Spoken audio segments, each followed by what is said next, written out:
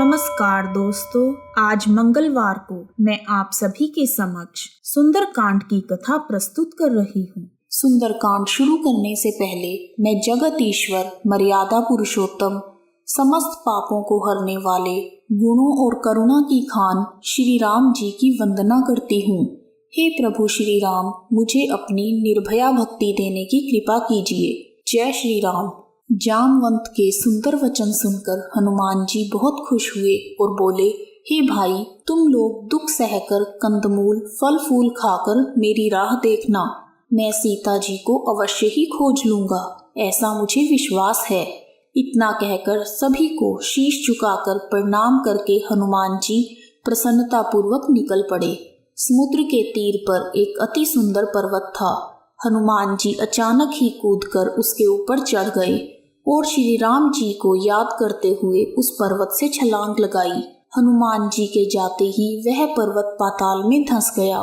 समुद्र ने मैनाक पर्वत से कहा, तू हनुमान जी की थकावट दूर करने वाला बन और इन्हें अपने ऊपर विश्राम करने दे। मैनाक पर्वत ने समुद्र की बात मानकर हनुमान जी से विश्राम करने को कहा। इस पर हनुमान जी बोले, जब तक मैं श्री राम का काम नहीं कर दूंगा तब तक मुझे विश्राम नहीं। स्वर्गलोक से देवताओं ने हनुमान जी को जाते हुए देखा और उनकी परीक्षा लेने के लिए सुरसा नामक सर्पों की माता को भेज दिया। सुरसा हनुमान जी के सामने प्रकट होकर उन्हें खाने के लिए लपकी। तब हनुमान जी ने सुरसा से कहा, हे माता, मैं एक बार श्री राम जी का कार्य करके उन्हें सीता जी की खबर दे दूं, उसके बाद मैं स्वयं आकर तुम्हारे मुंह में घुस जाऊंगा, तब तुम मुझे खा लेना। सुरसा ने हनुमान जी की बात नहीं मानी और उसने हनुमान जी को खाने के लिए योजन भर मुंह को फैला लिया। तब हनुमान जी ने अपने शरीर को उससे दुगुना बढ़ा दिया। यह क्रिया ऐसे ही चलती रही, लेकिन जब सुरसा ने अपना मुख 100 योजन का किया तब हनुमान जी ने बहुत ही छोटा रूप धारण कर लिया और वह सुरसा के मुंह में घुस गए और तुरंत ही बाहर भी आ गए। तब उन्होंने सुरसा से कहा, माता, मैंने आपकी इच्छा पूरी कर दी है, अब मुझे विदा कीजिए। तब सुरसा ने उन्हें बताया कि मैंने तुम्हारे बल और बुद्धि का भेद पा लिया है, जिसके लिए देवताओं ने मुझे भेजा था।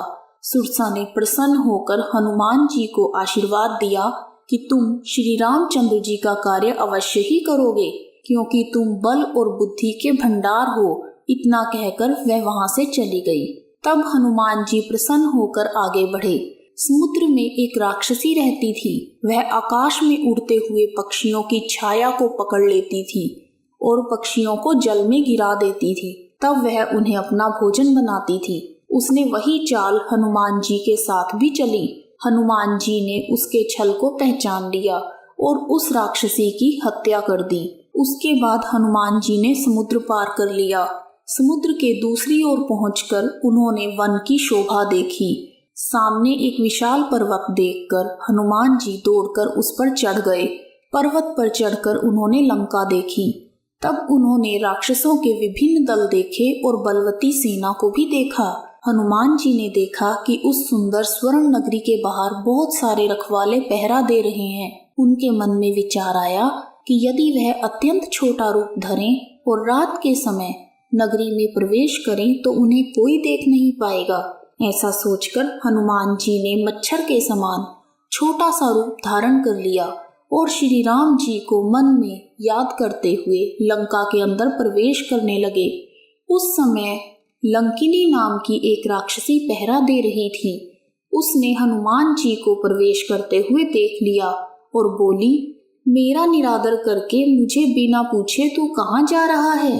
यहाँ जितने भी चोर आते हैं वह सब मेरा भोजन बनते हैं। उसके ऐसा कहते ही हनुमान जी ने उसे एक घूंसा मारा और वह खून की उल्टी करती हुई पृथ्वी पर लुढ़क गई। तब लंकिनी अपने आप को संभाल कर उठी और डर के मारे हाथ जोड़कर विनती करने लगी कि हे वानर, जब ब्रह्मा जी ने रावण को वरदान दिया था तब जाते समय उन्होंने मुझे राक्षसों के विनाश की यह पहचान बताई थी कि जब तू एक वानर के मारने से व्याकुल हो जाए तब तू जान लेना कि राक्षसों का संहार अब निकट है। हे तात, मेरे बड़े पुण्य हैं जो मैं श्री राम जी के दूत का दर्शन कर पाई। तब हनुमान जी ने बहुत ही छोटा रूप धारण किया और श्री राम जी का स्मरण करते हुए लंका नगरी में प्रवेश किया। लंका में प्रवेश करते ही उन्होंने एक एक महल की खोज की और असंख्य योद्धा देखे। फिर वह रावण के महल में चले गए। वहां की शोभा अवर्णनीय थी। हनुमान जी ने रावण को सोते हुए देखा, परंतु उन्हें सीता जी कहीं दिखाई नहीं दी। फिर एक सुंदर सा महल दिखा। वहां श्री राम जी का मंदिर बना हुआ था। वह महल श्री राम जी के धनुष बाण चिन्हों से अंकित था। वहां पर तुलसी के वृक्ष समूहों को देखकर हनुमान जी बहुत प्रसन्न हुए। यह सब देखकर हनुमान जी सोच में पड़ गए कि लंका तो राक्षसों का निवास स्थान है, यहाँ सज्जन पुरुष कहाँ से आ गए। उसी समय विभीषण जाग गए और उन्होंने राम नाम का स्मरण करना शुरू कर दिया। तब हनुमान जी अपना परिचय देने के लिए विभीषण के पास चले गए और उन्होंने सोचा कि साधु से विचार विमर्श करने से कार्य की हानि नहीं होती, बल्कि लाभ ही होता है। तब ब्राह्मण का रूप लेकर हनुमान जी ने विभीषण से भेंट की और उन्हें सारी कथा बताई। विभीषण ने हनुमान जी से सीता की व्यथा बताई और कहा, कैसे सीता जी वहां पर रह रही हैं। तब हनुमान जी ने कहा, भाई मैं सीता माता को देखना चाहता हूँ। इस पर विभीषण ने सीता माता का पता हनुमान जी को दे दिया। तब हनुमान जी विभीषण से विदा लेकर अशोक वन में जा पहुँचे, जहाँ पर सीता जी रह रही थी। सीता जी को देखकर हनुमान जी ने मन ही मन उन्हें प्रणाम किया। हनुमान जी सीता जी की दशा देखकर बहुत दुखी हुए। उन्होंने देखा कि सीता जी दिन रात श्री राम जी का स्मरण करती रहती हैं और रात्रि के चारों पहर बैठे बैठे ही बिता देती हैं। इतने में ही रावण बहुत सी स्त्रियों के साथ सज धज कर वहां पर आ गया और सीता जी को समझाने लगा, मैं सभी रानियों को तुम्हारी दासी बना दूंगा, तुम एक बार मेरी ओर देखो तो सही। रावण के ऐसे वचन सुनकर सीता जी श्री रामचंद्र जी को याद करते हुए तिनके की आड़ देकर कहने लगी, मैं सिर्फ श्री रामचंद्र जी की हूँ, उनके अलावा किसी और की तरफ मैं नहीं देखूंगी। अरे पापी, तूने मुझे अकेला देखकर हर लिया है। हे निर्लज्ज, तुझे लज्जा भी नहीं आती। तब रावण ने कहा कि यदि महीने भर में सीता नहीं मानती तो मैं इसे तलवार से मार डालूंगा। ऐसा कहकर रावण वहां से चला गया। राक्षसों के समूह बुरे बुरे रूप धरकर सीता जी को डराने लगे। उनमें एक त्रिजटा नाम की राक्षसी भी थी। वह श्री राम की मन ही मन भक्ति किया करती थी। उसने सबको बुलाकर अपना स्वप्न सुनाया और कहा कि सीता की सेवा करके अपना कल्याण कर लो। उसने सपने में एक बंदर को लंका जलाते हुए देखा है और रावण को यमपुरी की तरफ जाते हुए तथा विभीषण को लंका का राजा बने हुए देखा है। और फिर सारे नगर में श्री रामचंद्र जी की दुहाई फिर गई और राम जी ने सीता को बुलाया। मुझे यह स्वप्न सुबह के समय आया है तो निश्चय है कि यह 4 दिन में ही सच होगा। त्रिजटा के ऐसा कहते ही सभी राक्षसियां डर गई और सीता जी के चरणों में गिर पड़ी। जब सभी राक्षसियां वहां से चली गई तब सीता जी ने अशोक वृक्ष से कहा, हे अशोक, मेरी विनती सुनकर मेरा सारा शोक हर लो और अपने नाम को सत्य करो। सीता जी को विरह से व्याकुल देखकर हनुमान जी का समय कल्प के समान बीता। तब हनुमान जी ने सीता जी के सामने अंगूठी फेंक दी। सीता जी ने खुश होकर उस मुद्रिका को हाथ में ले लिया। उन्होंने राम नाम से अंकित सुंदर एवं मनोहर अंगूठी देखी। अंगूठी को देखकर सीता जी के मन में अनेक प्रकार के विचार आने लगे। उसी समय हनुमान जी मधुर वचन में बोले और श्री रामचंद्र जी के गुणों का वर्णन करने लगे, जिन्हें सुनकर सीता जी का दुख भाग गया और वह कान और मन लगाकर उन्हें सुनने लगी। सीता जी ने कहा, यह कौन है जो अमृत रूपी रस बरसा रहा है। यह सुनकर हनुमान जी सीता जी के सम्मुख प्रकट हो गए। उन्हें देखकर सीता जी ने मुंह फेर लिया और उनके मन में आश्चर्य हुआ। हनुमान जी ने कहा, हे जानकी माँ, मैं श्री राम जी का दूत हूँ, कृपा निधान की सच्ची शपथ खाता हूँ। यह अंगूठी भी मैं ही लाया हूँ। श्री राम जी ने मुझको यह आपके लिए निशानी दी है। तब सीता जी ने पूछा, नर और वानर का संग कैसे हो गया। तब हनुमान जी ने सारा वृतांत सुनाया। हनुमान जी के प्रेम युक्त वचन सुनकर सीता जी के मन में विश्वास उत्पन्न हो गया। उन्होंने जान लिया कि हनुमान मन, कर्म और वचन से श्री रघुनाथ जी का दास है। तब सीता जी ने हनुमान जी से कहा, हे तात, विरह में डूबती हुई मुझको तुम जहाज हुए, मैं बलिहारी जाती हूँ। तब हनुमान जी ने कहा, हे माता, श्री रघुनाथ जी का संदेश सुनिए। ऐसा कहकर हनुमान जी प्रेम से गदगद हो गए। उनके नेत्रों में जल भर आया। उन्होंने कहा कि श्री राम जी ने कहा है, सीता, तुम्हारे वियोग में मेरे लिए सभी पदार्थ प्रतिकूल हो गए हैं। प्रभु का संदेश सुनते ही जानकी जी प्रभु प्रेम में मगन हो गई और उन्हें कोई सुध ना रही। तब हनुमान जी ने कहा, हे माता, हृदय में धैर्य धारण करो और राक्षसों को जला ही समझो। यदि श्री रामचंद्र जी ने खबर पाई होती तो वह तनिक भी विलंब ना करते। जानकी जी, ले जाने को तो मैं भी आपको यहाँ से लिवा ले जाऊं, पर प्रभु ने मुझे इसकी आज्ञा नहीं दी। हे माता, कुछ दिन और धीरज धरो। श्री रामचंद्र जी वानरों सहित यहाँ आएंगे और राक्षसों को मार गिराकर आपको यहाँ से ले जाएंगे। तब सीता जी ने कहा, हे पुत्र, तुम सब वानर एक जैसे ही होंगे। राक्षस तो बड़े बलवान होते हैं। मेरे हृदय में बड़ा भारी संदेह है। यह सुनकर हनुमान जी ने अपना सोने के पर्वत के आकार का शरीर प्रकट किया, जो युद्ध में शत्रुओं को हृदय में भय उत्पन्न करने वाला अत्यंत बलवान तथा वीर था। उसे देखकर सीता जी के मन में विश्वास हो गया और हनुमान जी ने फिर से छोटा सा रूप धारण कर लिया।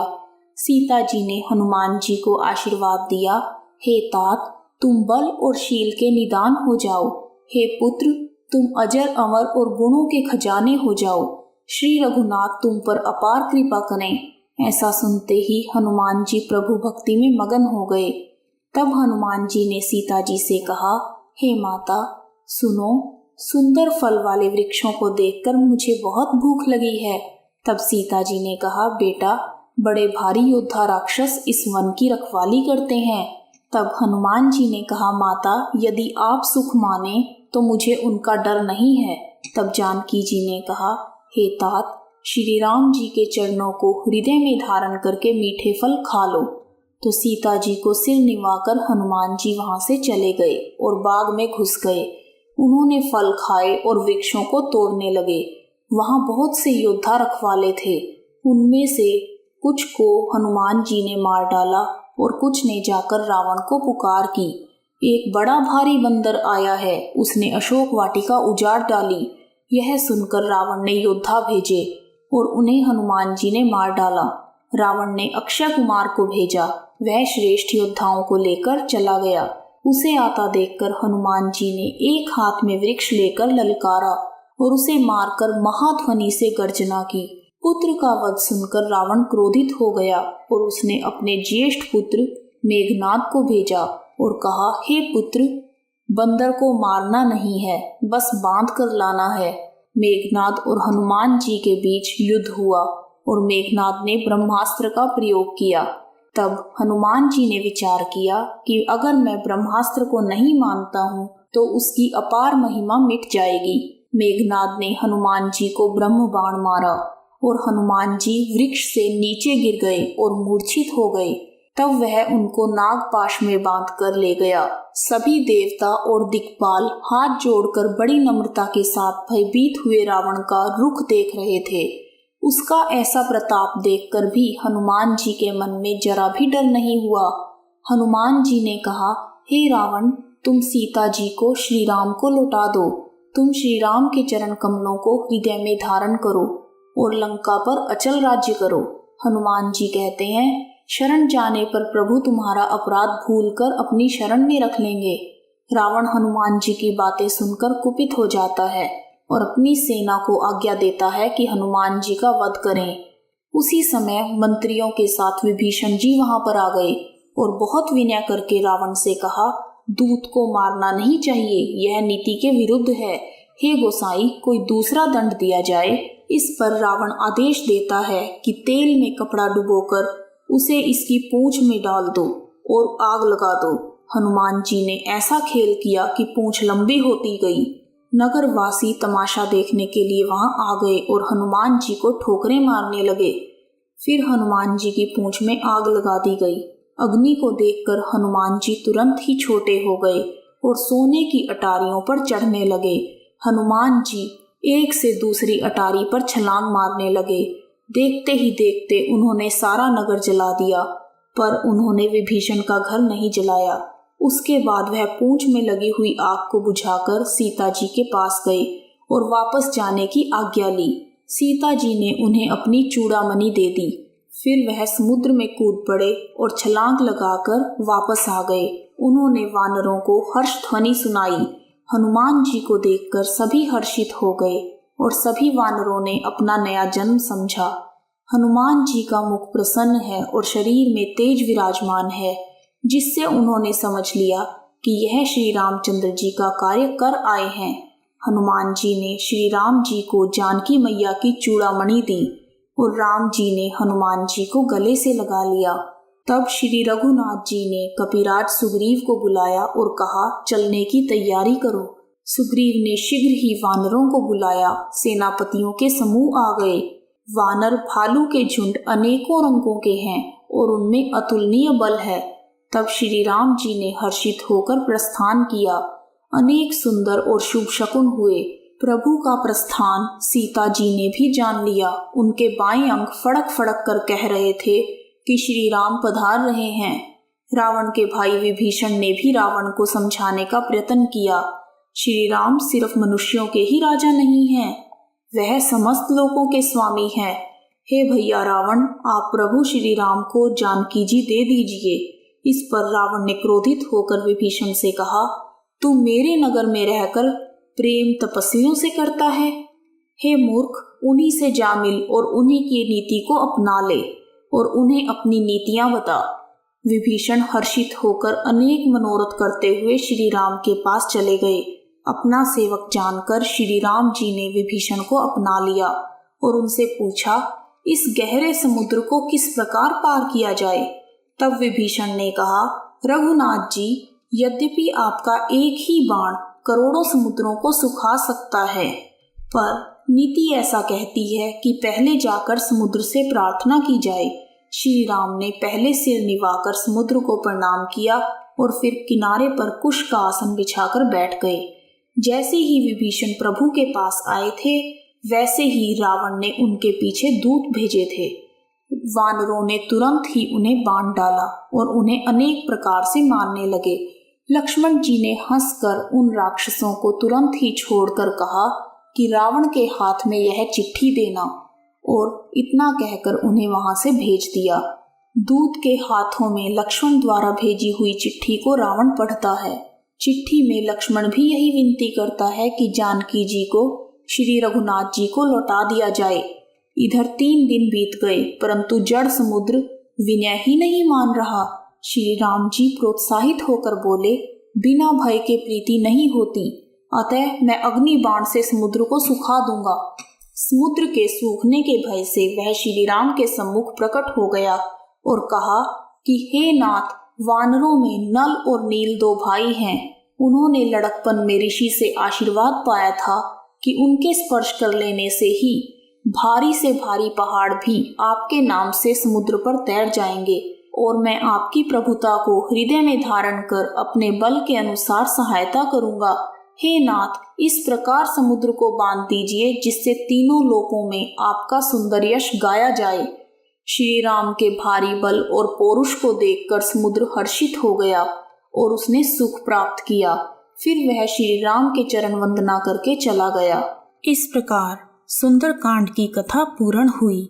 जय श्री राम। यदि आपको सुंदर कांड की कथा पसंद आई है तो कमेंट बॉक्स में जय श्री राम, जय हनुमान लिखना ना भूलें। आप सभी का हार्दिक धन्यवाद। जय सिया राम, जय हनुमान। हरे रामा रामा रामा हरे हरे।